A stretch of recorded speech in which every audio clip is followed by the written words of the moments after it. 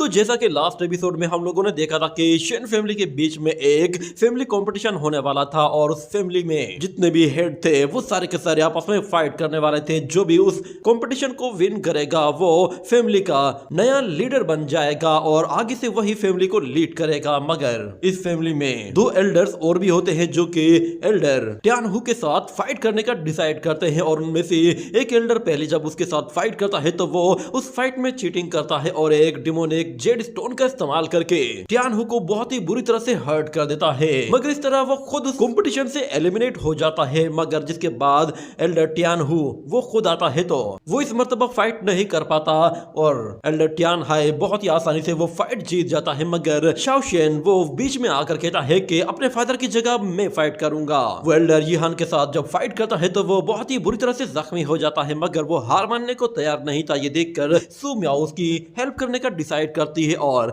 अपनी पावर को उसकी पावर के साथ कंबाइन कर देती है, जिससे शाओशेन की पावर इतनी ज्यादा बढ़ जाती है कि वो बिल्कुल ट्रांसफॉर्म हो जाता है और एक लेजेंडरी फॉर्म अचीव कर लेता है। ये देखकर वहां मौजूद सारे ही लोग बिल्कुल हैरान रह गए थे। एल्डर यीहान उसके बारे में कहता है कि इस बंदे का ऑरा बहुत ही ज्यादा खतरनाक लग रहा है, हमें जल्द से जल्द इसे खत्म कर देना चाहिए वरना ये लड़का हमारे लिए आगे चलकर कोई मुसीबत खड़ी कर देगा। ये कहने के बाद वो दोबारा से अपनी आइस एनर्जी का इस्तेमाल करते हुए अटैक करने की कोशिश करता है और अपनी आइस एनर्जी को पूरे ग्राउंड में फैलाने की कोशिश करता है। मगर जहां पर शाओशेन होता है वहां पर उसकी आइस एनर्जी नहीं पहुंच पाती। वो आइस स्टोन उसके ऑरा से टकराते ही पूरी तरह से डिस्ट्रॉय हो जाते हैं। जिसके बाद एल्डर यीहान उसे मारने के लिए अपनी और भी ज्यादा पावरफुल टेक्निक को यूज करना शुरू कर देता है और यहाँ पर वो स्काई आइस ब्लेड को यूज करता है जो कि आइस से बनी हुई एक बहुत बड़ी सोर्ड होती है और वो उस सोर्ड को अपनी पूरी ताकत के साथ जैसे ही शाओशेन पर जोर से दे मारता है तो वो सोर्ड उससे टकराते ही वहीं पर ही रुक जाती है। यहाँ पर शाओशेन का ओरा इतना खतरनाक होता है कि वो अपने ओरा के साथ ही उस सोर्ड को पूरी तरह से डिस्ट्रॉय करके रख देता है और साथ में एल्डर यीहान को भी काफी पीछे पुश कर देता है। मगर एल्डर यीहान यहाँ पर रुकने वाला नहीं था। वो अपनी पावर को एक्सट्रीम लेवल तक ले जाने की कोशिश करता है ताकि वो इस मैच को हर हाल में जीते। अगर वो इस लड़के को आज नहीं मारता तो ना वो कभी क्लान लीडर बन पाएगा ना ही उसने जो कुछ साजिशें की थी वो कामयाब हो पाएंगे। यहाँ पर एल्डर यीहान अपनी एक्सट्रीम पावर के जरिए वहां पर 3 बड़े बड़े टोर्नेडोज क्रिएट कर देता है जो कि आइस टोर्नेडोज होते हैं और हमें दिखाया जाता है कि शाओशेन जैसे ही अपनी एनर्जी का हल्का सा इस्तेमाल करता है तो वो आइस टोर्नेडो फौरन से फायर टोर्नेडोज में कन्वर्ट हो जाते हैं और वापस से पीछे की तरफ जाने लगते हैं जहां पर एल्डर यीहान मौजूद था। ये देखते ही एल्डर यीहान उन टोर्नेडोज से अपने आप को बचाने के लिए पीछे हट जाता है। मगर दूसरी तरफ शाओशेन अपनी एनर्जी के जरिए एल्डर यीहान को फौरन से अपनी तरफ खींचता है तो एल्डर यीहान उन टोर्नेडोज के अंदर चला जाता है जिसकी वजह से उसे वहां पर बहुत ज्यादा इंजरीज होती हैं और वो टोर्नेडो से बहुत ही बुरी तरह जख्मी करता है। जिसके बाद वो एल्डर शाओशेन के हाथों में आ पहुंचता है। जिसके बाद शाओशेन उसे गले से पकड़कर उसकी तरफ देखता है और उसे उस एल्डर पर काफी ज्यादा गुस्सा आ रहा था। जिसके बाद शाओशेन उसे इतना जोर का पंच मारता है कि वो उस एल्डर का एक दांत तक निकाल देता है। मगर यहाँ पर ये कहानी खत्म नहीं होती। शाओशेन अभी तो शुरू हुआ था। वो एक के बाद एक पंचेस के साथ अटैक करना शुरू कर देता है जिससे वो उस एल्डर को मार मार कर उसकी हालत खराब कर देता है और फिर भी उसका गुस्सा कम नहीं हो रहा था। वो एल्डर को बहुत ही बुरी तरह से मारता जा रहा था। जिसके बाद वो एक बहुत ही जोरदार पंच के साथ उसे जमीन पर गाड़ देता है और एल्डर यीहान को लगा कि शायद इतना मारने के बाद उसे उस पर थोड़ा सा तरस आएगा। मगर यहाँ पर शाओशेन अभी भी गुस्से में बिल्कुल पागल हो चुका था। वो एल्डर यीहान को पैरों से पकड़ता है और उसे बहुत ही जोर से जमीन पर दे मारता है। जिसके बाद वो धोबी पछाड़ धुलाई करना शुरू कर देता है तो वो एल्डर यीहान को कभी एक तरफ तो कभी दूसरी तरफ मारता है और इसी तरह एल्डर को मार मार कर उसकी हड्डी पसली तोड़ कर रख देता है। जिसके बाद हमें दिखाया जाता है कि यहाँ पर शाओशेन कुछ अजीब तरह का एक्ट कर रहा होता है जिस पर वहां मौजूद सारे ही लोग सरप्राइज हो जाते हैं कि ये क्या करने लगा है। मगर हमें वहां पर आसमान में क्लाउड्स दिखाई देते हैं जिसके बाद सब लोगों को यकीन हो जाता है कि ये किसी चीज को समन करने वाला है। ये देखकर सब लोग सरप्राइज हो गए थे कि ये किस चीज को समन करने वाला है। मगर हमें दिखाया जाता है वो यहाँ पर अपनी फायर स्पिरिट पावर को यूज करते हुए एक वर्मिलियन बर्ड को समन करता है। शाओशेन वहां पर अपनी स्पिरिट को अवेकन कर लेता है और एक बहुत ही पावरफुल फायर वर्मिलियन बर्ड को समन कर लेता है, जिसके बाद हम लोग उसके पीछे एक बहुत ही बड़ा स्पिरिचुअल फ्लेमिंग बर्ड देखते हैं। उसकी फ्लेम्स की हीट इतनी ज्यादा होती है कि एल्डर जीहान की शील्ड वो ऐसा ऐसा टूटने लग जाती है और सब लोग उस बर्ड को देखकर बिल्कुल चौंक जाते हैं कि इतना बड़ा और इतना पावरफुल स्पिरिचुअल बर्ड उन लोगों ने पहले कभी नहीं देखा था। वो एल्डर जीहान के जैसे ही पास से आता है तो वो उसकी शील्ड को टुकड़े टुकड़े कर देता है और दूसरी तरफ हम देखते हैं कि शाओ शेन जैसे ही उस टोर्नेडो को अपने हाथ से कंट्रोल करते हुए खींचता है तो वो दोबारा से एल्डर जीहान के पास आ जाता है, जिससे वो एल्डर जीहान को और भी बहुत ही बुरी तरह से डैमेज करता है। उसकी बॉडी में काफी ज्यादा जख्म आ चुके होते हैं, मगर उसके बावजूद भी वो अभी तक जिंदा था और उस टोर्नेडो ने उसे हवा में बिल्कुल ऊपर की तरफ उछाल दिया था, जिसके बाद शाओ शेन अब अपना अगला मूव चलने वाला था और वो उस वर्मिलियन बर्ड को इशारा करता है तो वो वर्मिलियन बर्ड फौरन से उस पर हमला करने के लिए आगे चला जाता है और एल्डर जीहान अपनी आंख खोलता है तो उसे दिखाई देता है कि उसकी मौत उसकी आंखों के सामने खड़ी है। वो बर्ड फौरन से एक लाइटनिंग स्पीड के साथ उसकी तरफ नीचे आता है और उसे बहुत ही जोर से जमीन पर दे मारता है, जिससे वहां पर काफी ज्यादा एनर्जी क्रिएट होती है और ये धमाका इतना बड़ा होता है कि उस धमाके से एल्डर जीहान का काम तमाम हो गया था, मगर साथ में उस इम्पैक्ट की वजह से बड़े बड़े स्टोन्स वहां पर मौजूद एल्डर्स की तरफ गिरने लगते हैं। ये देखते ही ग्रैंड एल्डर फौरन से एक शील्ड बनाकर अपने आप को और बाकी एल्डर्स को बचाता है, मगर दूसरी तरफ जो स्टोन्स गिर रहे होते हैं वो आम लोगों पर गिर रहे होते हैं। तो यहाँ पर शू शान्यान वो अपनी पावरफुल टेक्निक को यूज करके उन स्टोन्स को रेजा रेजा कर देती है, जिसके बाद हमें दोबारा से शाओ शेन को दिखाया जाता है। वो बिल्कुल शांत हो चुका था, उसे पता चल गया था कि अब एल्डर जीहान में जरा भी जान नहीं है, मगर वो ये भी जानता था कि वो ये मैच जीत चुका है। इतने में अचानक उसे चक्कर आना शुरू हो जाते हैं, जिसके बाद वो वहीं गिर जाता है और अगले सीन में हमें याओ फैमिली के याओ टियान को दिखाया जाता है। वो वहां पर एक सर्वेंट को बहुत ही जोर जोर से कोड़े मार रहा होता है, जैसे कि वो सारा गुस्सा उस पर निकाल रहा था और कह रहा था कि शेन टियान हु वो अभी भी अपनी पोजीशन पर बरकरार है, सिर्फ और सिर्फ उसके बेटे की वजह से। उसके बेटे ने अपनी स्पिरिट को अवेकन कर लिया है। अब हमें शेन फैमिली से निपटना है, तो सबसे पहले हमें उस शाओ शेन को निपटाना होगा। वो वहां पे मौजूद शू फैमिली के एल्डर से कहता है कि कल डिवाइन वेपन मास्टर तुम्हारे पास आएगी और तुम्हें अपनी बेटी को उसके सामने प्रेजेंट करना है और वहां पर तुमने पब्लिकली एक अनाउंसमेंट भी करनी है कि तुम अपनी बेटी की शादी मेरे साथ करवाने वाले हो। मगर वो बंदा कहता है कि मैंने अपनी बेटी को अभी तक इसके लिए राजी नहीं किया है, मगर यहाँ पर वो यंग प्रिंस कहता है इसकी कोई जरूरत नहीं, जो मैंने कहा है बस वही करो। एक मर्तबा डिवाइन इम्प्रेस वो इस मामले के बीच में आ जाएगी तो उसके बाद शाओ शेन वो अपने आप ही इस मामले से पीछे हट जाएगा और शेन फैमिली के पास जो कुछ भी है वो सारा का सारा मेरा होगा। इतना कहने के बाद वो उसी लड़की के पास जाता है जिसे उसने बहुत मारा होता है और वो उसकी बॉडी को लिक करते हुए कुछ अजीब तरह का रिएक्शन देता है। दूसरी तरफ हमें दोबारा से शेन रेजिडेंस का सीन दिखाया जाता है, जहां पर शेन टियान हु मौजूद होता है और वो अभी भी बिल्कुल ठीक लग रहा था, मगर वहां पे हमें शाओ शेन को भी दिखाया जाता है। वो बेहोशी की हालत में पड़ा हुआ था, उसका फादर उसकी होश में आने का कब से इंतजार कर रहा था, मगर जैसे ही शाओ शेन को होश आता है तो वो फौरन से अपना हाथ ऊपर उठाता है। ये देखते ही उसका फादर फौरन उसकी तरफ चला आता है और कहता है कि फाइनली तुम्हें होश आ गया। मगर शाओ शेन अपने फादर से कहता है कि आपकी तबीयत कैसी है, तो उसका फादर कहता है मैं बिल्कुल ठीक हूँ, मैंने अपनी बॉडी से डिमोनिक एनर्जी को निकाल दिया था, जिसके बाद से मेरी तबीयत काफी बेहतर हो गई है, मगर तुम्हें आराम की जरूरत है। इतने में अचानक वहां पर एक सर्वेंट आकर बताती है कि मास्टर आपसे मिलने के लिए कुछ लोग आए हैं, जिस पर वो कहता है ठीक है मैं समझ गया। वो अपने बेटे से कहता है कि तुम यहीं पे आराम करो, मैं थोड़ी देर में वापस आता हूँ। ये कहकर वो वहां से चला जाता है और दूसरी तरफ शाओ शेन उठकर खाना खाने के लिए बैठता है और उसके सामने बाई यूयू मौजूद होती है। शाओ शेन खाना खाने के साथ जैसे ही उससे पूछता है कि मिस सू म्याओ कहाँ है और वो कैसी है, ये सुनकर बाई यूयू कहती है कि उसने अपनी सारी स्पिरिचुअल एनर्जी को कंज्यूम कर लिया था, जिसकी वजह से वो बेहोश है और वो कब तक इस सिचुएशन में रहेगी उसका कुछ पता नहीं। ये सुनने के बाद उसे याद आता है कि उस लड़ाई में सू म्याओ ने उसकी हेल्प की थी, जिसकी वजह से उसकी सारी एनर्जी कंज्यूम हो गई है। और मिस यूयू कहती है तुम्हें क्या लगता है कि तुमने एल्डर जीहान को बस ऐसे ही हरा दिया था। जिसके बाद शाओ शेन को याद आता है कि उस लड़ाई में सू म्याओ ने अपनी बॉडी को उसकी बॉडी के साथ कनेक्ट कर दिया था, जिसकी वजह से उनकी पावर्स भी कंबाइन हो गई थी। ये याद करने के बाद उसे बहुत ज्यादा अफसोस होने लगता है और वो कहता है शुक्र है कि सू म्याओ ने मेरी हेल्प की, मगर मेरी वजह से उसकी हालत खराब हो गई है। मगर वो फिर से बाई यूयू से कहता है वो अब कैसी है, क्या उसने कुछ रिकवरी की है, तो बाई यूयू कहती है कि तुम्हारी मदद करने के लिए उसने अपनी बाकी की सारी एनर्जी खर्च कर दी है, जिसके बाद उसकी बॉडी में कोई स्पिरिचुअल एनर्जी नहीं रही। ये सुनकर थोड़ी देर के लिए शाओशिन बिल्कुल खामोश हो जाता है, मगर फिर वो कहता है कि मैं मिस सू मियाओ के लिए क्या कुछ कर सकता हूँ। तो वो लड़की उसकी तरफ गुस्से से देखती है और उससे कहती है कि अगर तुम उसके लिए वाकई में कुछ करना चाहते हो तो फिर अपनी ट्रेनिंग पर फोकस करो और खुद को ज्यादा से ज्यादा इम्प्रूव करो। जिस पर शाओशिन कहता है कि ठीक है, मैं आपसे वादा करता हूँ कि मैं अब और भी ज्यादा मेहनत करूंगा। अगले सीन में हमें दिखाया जाता है कि शाओशिन एक बड़े से पत्थर को क्रैक करके उसे टुकड़े टुकड़े कर देता है। इसी तरह वो अपने फायर एनर्जी के भी अटैक करके देखता है, जिसके बाद हमें उसके हाथों में एक ग्रीन एनर्जी दिखाई देती है, जिसके जरिए वो वहां पे मौजूद स्टोन्स को कंट्रोल करके उठाने की कोशिश करता है। मगर शुरू में वो फेल हो जाता है, जिसके बाद वो दोबारा से अपनी पावर को बढ़ाकर उन स्टोन्स को हवा में ऊपर उठाता है। तो इस मर्तबा वो कामयाब हो जाता है और इस मर्तबा वो अपनी फायर एट्रीब्यूट पावर को यूज करते ही उन स्टोन्स को डिस्ट्रॉय करके रख देता है।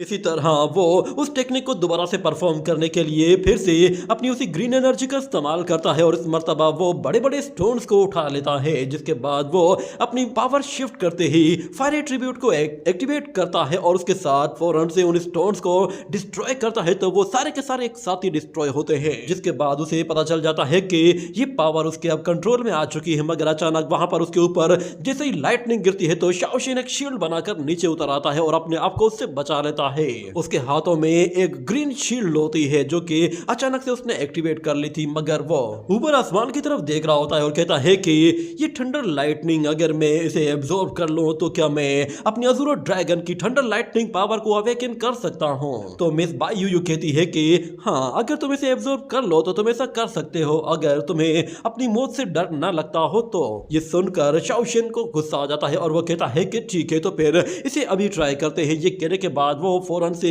अपनी अज़ूरा स्पिरिट को समन करता है। तो अज़ूरा ड्रैगन फौरन से उसके पीछे अपीयर होता है और वो फौरन से अज़ूरा ड्रैगन को ऊपर की तरफ भेजता है। तो उसके सामने एक बहुत ही पावरफुल लाइटनिंग आ जाती है, जिसके बाद अज़ूरा ड्रैगन उसे पुश करने की कोशिश करता है, मगर वो थंडर लाइटनिंग उनको इतना जोर का झटका देती है कि शाओशिन उसके साथ पीछे जा गिरता है। मगर वो हार नहीं मानता और दोबारा से ट्राई करने की कोशिश करता है और इस मर्तबा वो फिर से अज़ूरा ड्रैगन को समन करता है और इस मर्तबा वो अज़ूरा ड्रैगन के सामने उड़ता है और इस मर्तबा जो लाइटनिंग आती है वो उस लाइटनिंग को झेलने के लिए पहले से ही अपनी बॉडी को प्रिपेयर कर लेता है। और हमें दिखाया जाता है कि इस मर्तबा भी वो दोनों एक साथ मिलकर भी उस लाइटनिंग का सामना नहीं कर पाते और फिर से जख्मी होकर पीछे जा गिरते हैं। मगर वो लोग बार बार कंटिन्यू इस तरह ट्राई किए जा रहे होते हैं और हर मर्तबा वो लोग नाकाम हो रहे थे। मिस बाई यू ये देख रही होती है कि ये लड़का हार नहीं मान रहा। वो बार बार कंटिन्यूसली एक के बाद एक कोशिश करता रहता है। उसका अज़ूरा ड्रैगन कई मर्तबा उस लाइटनिंग को हिट करता है, मगर उसके बावजूद भी कोई फायदा नहीं होता, क्योंकि वो लोग अभी भी अपनी पावर को अवेकन नहीं कर पाए थे। मिस बाई यू से कहती है कि तुम अभी भी पूरी तरह से रिकवर नहीं हुए हो, इसलिए अपनी कोशिश जारी रखो। मगर यहाँ पर शाओशिन कहता है कि वो याओ टियान मेरी फैमिली में जानबूझकर दरार पैदा कर रहा है और उसने मेरी मंगेतर को शादी के लिए ऑफर की हुई है। मेरा फादर वो डिमोनिक एनर्जी की वजह से हर्ट हुआ है, इसीलिए हमारी शेन फैमिली इस वक्त बिल्कुल क्रिटिकल कंडीशन में है और मुझे लगता है ये सब कुछ उस याओ फैमिली ने ही किया है। वो हमारी फैमिली को रास्ते से हटाकर पूरे के पूरे शेन क्लान को अपने कंट्रोल में लेना चाहती है, ताकि वो हमारे जरिए बाकी फैमिलीज के ऊपर भी प्रेशर डाल सके। जहां तक मैं उस याओ टियान हुओ को जानता हूँ, वो दोबारा से हमारी फैमिली को टारगेट करने की कोशिश करेगा। मगर यहाँ पर बाई यू से कहती है कि भले ही तुम्हारी कल्टीवेशन अब काफी इंप्रूव हो चुकी है, मगर उसके बावजूद भी अगर तुम्हारी फैमिली का किसी दूसरी फैमिली के साथ कोई कंपटीशन होता है या कोई लड़ाई होती है तो उसका आउटकम जो कुछ भी निकलेगा वो तुम डिसाइड नहीं कर सकते। और मुझे लगता है कि इस लड़ाई में सिर्फ ये दो फैमिलीज ही आपस में नहीं है, बल्कि इनके अलावा भी और कुछ लोग हैं जो कि इन्हें ऊपर से कंट्रोल कर रहे हैं। और शाओशिन कहता है कि मैं इसके बारे में नहीं जानता और ऊपर से शू शियानियान वो कहीं डिसअपियर हो गई है। मैंने उसे एक मैसेज भी भेजा है, मगर उसने अभी तक मेरे उस मैसेज का कोई जवाब नहीं दिया। मगर यहाँ पर बाई यू कहती कहती है कि डाई जिन फेक का हार्ट अब वो डैमेज हो चुका है और तुम्हारे लिए बेहतर यही है कि तुम जाओ और जाकर बेड पर रेस्ट करो और जाकर अपनी मंगेतर के बारे में ही सोचो। मगर शाओशेन कहता है कि तुम बेफिक्र हो जाओ, मैं उसके ऊपर भी ध्यान दूंगा और मैं अपने फादर का भी अच्छे से ख्याल रखूंगा। मगर बाय यू जाते जाते उसे कहती है कि तुम जो करना चाहते हो करो, मगर एक बात याद रखना कि सुमियाओ ने जो कुर्बानी तुम्हारे लिए दी है उसे इसे जाया मत कर देना। ये कहकर वो वहां से चले जाती है और शाओशेन वो वहां पर कंटिन्यूसली अपने उस अजूरा ड्रैगन के साथ उस लाइटनिंग को फेस करता रहता है। मगर उसे बार बार फेल्यूर का सामना करना पड़ रहा था, हर बार वो फेल हो जाता था, मगर फिर भी वो कंटिन्यूसली प्रैक्टिस किए जा रहा होता है और हर बार वो अपनी स्पिरिट को अवेकन करने की कोशिश करता है ताकि वो थंडर लाइटनिंग स्पिरिट को भी अपने अजूरा ड्रैगन के साथ यूज कर सके। मगर हमें दिखाया जाता है कि उसे पूरी रात गुजर जाती है, मगर पूरी रात गुजरने के बावजूद भी वो एक भी थंडर लाइटनिंग को एब्जॉर्ब नहीं कर पाया था जिससे वो अपनी स्पिरिट अवेकन कर पाया हो। और वो कहता है कि मेरे लिए बेहतर यही है कि फिलहाल मैं आज रेस्ट करता हूं और अपना मुंह धो के यहाँ से चल ताकि मैं दोबारा रात को आकर इस पर ट्राई कर सकूं। मगर जब वो वहां पर मुंह धो रहा होता है तो अचानक हम लोग देखते हैं बाई यू वो पानी से बाहर निकलती है और वो पानी में नहा रही थी और उसने कपड़े नहीं पहने थे। मगर दूसरी तरफ शाओशेन उसे देखता है तो वो बिल्कुल हैरान हो जाता है कि ये लड़की मेरे यहाँ मौजूद होते हुए भी बगैर कपड़ों के यहाँ पे नहा रही है। उसे काफी अजीब सा फील हो रहा था, वो अपना मुंह दूसरी तरफ कर लेता है मगर वो लड़की उसे उसका कोई फर्क ही नहीं पड़ रहा था कि जैसे वहां पर कोई लड़का खड़ा हुआ है और वो उसे देख रहा है और उसे उससे छुपना चाहिए। मगर वो उससे छुपने के बजाय पानी से बाहर आ जाती है और शाओशेन ये देखता है तो वो और भी ज्यादा ऑकवर्ड फील करता है और उस लड़की से कहता है कि मुझे माफ करना, मैं तुम्हें देखना नहीं चाहता था, प्लीज तुम अपने कपड़े पहन लो। मगर वो लड़की कहती है इसमें ऐसी क्या खास बात है, तुम तो ऐसे रिएक्ट कर रहे हो कि जैसे तुमने अपनी गर्लफ्रेंड को कभी भी बगैर कपड़ों के नहीं देखा है। मगर शाओशेन कहता है कि उसकी बात अलग है, वो बिल्कुल मासूम है, भले ही हम एक दूसरे के मंगेतर हैं मगर उसके बावजूद भी मैंने कभी भी उसे इस तरह की सिचुएशन में देखने की कोशिश नहीं की, ना ही मैं कभी चाहूंगा। ये सुनकर वो लड़की कहती है कि तुम मोर्टल सच में बहुत ही ज्यादा बोरिंग और बिल्कुल बेकार लोग हो। इतना कहने के बाद वो लड़की अचानक से रुक जाती है और खामोश हो जाती है, जिस पर शाओशेन कहता है क्या हुआ? तो वो लड़की कहती है लगता है कि शायद तुमसे कुछ मेहमान मिलने के लिए आए हैं। ये कहने के बाद हमें वहां पर कुछ असैसिनेटर्स को दिखाया जाता है जो कि शाओशेन को मारने के लिए वहां पर आए थे। मगर वो देखते हैं कि शाओशेन अचानक से कहीं गायब हो चुका है, जिस पर वो लोग हैरान होकर कहते हैं वो लड़का भी यहीं पर ही था, वो अचानक कहाँ चला गया? मगर शाओशेन फौरन उन लोगों के सामने आता है और कहता है क्या मुझे ढूंढ रहे हो? उसे वहां पर देखते ही एक बंदा फौरन से उस पर टूट पड़ता है तो शाओशेन एक ही पंजे के साथ उसे जमीन पर गाड़ देता है और दूसरा बंदा जैसे उस पर हमला करता है तो शाओशेन फौरन से उसकी सूट को उसके हाथ के साथ पकड़ लेता है और तीसरे बंदे को एक जोरदार किक मारकर एक दरख्त पर दे मारता है। इसी तरह वो उस दूसरे बंदे को भी हाथ से पकड़कर उछालकर उस पहले वाले की तरफ थ्रो कर देता है। मगर वो वॉरियर फिर से पलट कर आता है और अपनी सोर्ड के साथ उस पर जैसे ही वार करता है तो शाओशेन अपने आप को बचाता है और वहां पड़े हुए एक वॉरियर को अपनी एनर्जी से कंट्रोल करके उसके सामने ले आता है। ये देखकर वो पहले वाला वॉरियर बिल्कुल हैरान हो जाता है और उसे और भी ज्यादा गुस्सा आने लगता है, जिसके बाद वो शाओशेन से कहता है कि अब तो मैं तुम्हें नहीं छोड़ूंगा। ये कहते ही वो जैसे ही दोबारा से उस पर वार करता है तो शाओशेन अपनी एनर्जी के जरिए उसकी सोर्ड को पूरी तरह से एब्जॉर्ब करके उसके टुकड़े टुकड़े कर देता है। ये देखकर वो वॉरियर बिल्कुल हक्का बक्का रह गया होता है क्योंकि शाओशेन ने उसे गले से पकड़कर उससे सच उगलवाने की कोशिश की थी। वो कहता है कि चलो बता दो कि किसने तुम्हें भेजा है। ये कहने की देर थी कि एक एरो शाओशेन की तरफ आ रहा होता है। ये देखते ही शाओशेन उस वॉरियर को छोड़कर उस एरो को पकड़ लेता है और वहां पर फिर कुछ और वॉरियर्स आ जाते हैं और उनके साथ साथ वहां पर याओ टियान भी आता है और आते हुए कहता है कि हम दोनों को मिले हुए सिर्फ कुछ ही दिन हुए हैं और कुछ दिन के बाद तुमने अपनी स्ट्रेंथ को इस लेवल तक इंप्रूव कर लिया है। अब मुझे समझ में आने लगा है कि तुमने शेन यीहान को कैसे हराया है। तुम रॉयल सिटी में कुछ ज्यादा ही शो ऑफ कर रहे थे। ये कहते ही वो अपने ही एक वॉरियर को मार डालता है, जिस पर शाओशेन उससे कहता है कि यंग मास्टर याओ तुम तो बड़े दिल के अच्छे हो, तुमने तो मेरा काम आसान कर दिया, तुम खुद ही अपने लोगों को मार रहे हो। तो फिर वो यंग मास्टर कहता है कि ये बस मामूली से सर्वेंट्स हैं और इन्हें मारना मेरे लिए कोई बड़ी बात नहीं। अगर इनकी जगह कोई इमोर्टल होता तो भी मैं उसका यही हाल करता। ये बात शाओशेन को काफी गुस्सा दिलाती है मगर याओ टियान उससे कहता है कि मैं तुम्हें बस ये बताने के लिए आया हूँ कि मैं तुम्हारी मंगेतर के साथ कुछ दिन के बाद शादी करने वाला हूँ। तो शाओशियन कहता है क्या बकवास कर रहे हो, वो तुम्हारे साथ शादी करने के लिए कभी भी राजी नहीं होगी। मगर याओ टियान उस पर हंसते हुए उसका मजाक उड़ाता है और कहता है कि तुम्हें शायद कुछ भी नहीं मालूम, उसके फादर ने पहले ही हमारे साथ अपना रिलेशन जोड़ लिया है और हम लोग अब रिश्तेदार बन चुके हैं। तो शाओशियन कहता है ये नामुमकिन है, वो तुम्हारे जैसे लड़के को कभी भी एक्सेप्ट नहीं करेगी। मगर याओ टियान कहता है ये मामला अब तुम्हारी उस मंगेतर के हाथ में नहीं है,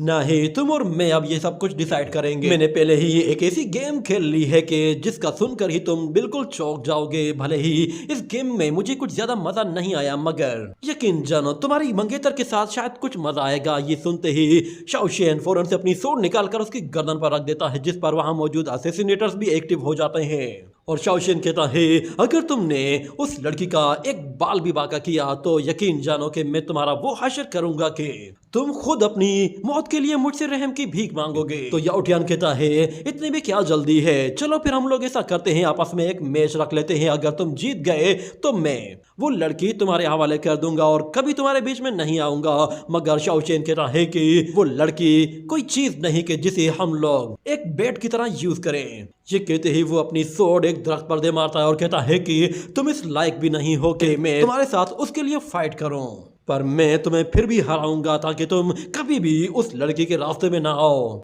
ये सुनकर याओ टियान कहता है ठीक है, तो फिर अब से 3 दिन के बाद हमारे ट्राइब्समैन के बीच एक मुकाबला होगा।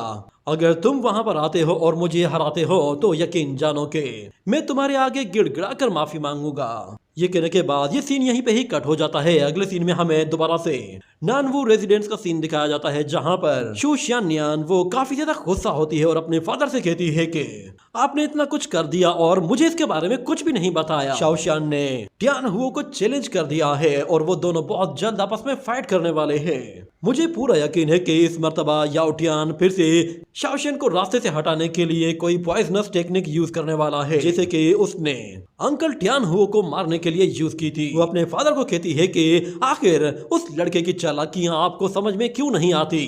तो उसका फादर कहता है कि तुम मेरी बात को समझो, इस वक्त याओ फैमिली ही सबसे ज्यादा ताकतवर है और वो बहुत जल्द शेन फैमिली पर टेक ओवर कर लेगी, जिसके बाद सब कुछ याओ फैमिली के हाथ में होगा। तुम्हें फौरन से डिसीजन ले लेना चाहिए कि तुम्हें याओ फैमिली के साथ जाना है, वरना बाद में कहीं देर ना हो जाए। अगर तुम उसके साथ शादी कर लेती हो तो याओ टियान ने मुझसे वादा किया है कि वो हमें अपना फैमिली एलाई बनाएगा और उसके अलावा शहर में मौजूद जितनी भी फैमिलीज हैं वो सारे के सारे उसके आगे और हमारे आगे भी झुककर रहेंगी। मगर यहाँ पर शानियान को ये बात पसंद नहीं आती और वो फौरन से वहां से भागने की कोशिश करती है, जिस पर उसका फादर कहता है कि इसे जाने मत देना।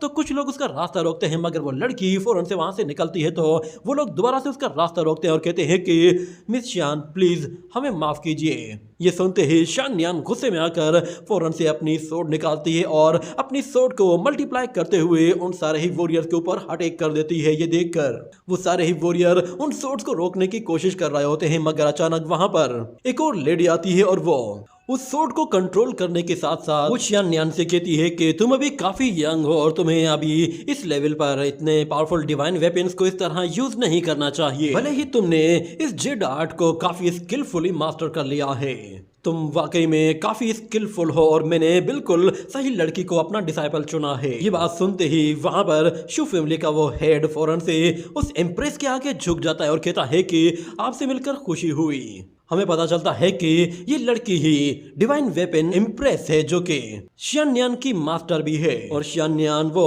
अपनी मास्टर को देखकर फौरन उसके आगे झुकती है और कहती है कि मास्टर डिसाइपल आपको रेस्पेक्टफुली ग्रीट करती है। ये कहने के साथ ही ये एपिसोड यहीं पे ही एंड हो जाता है।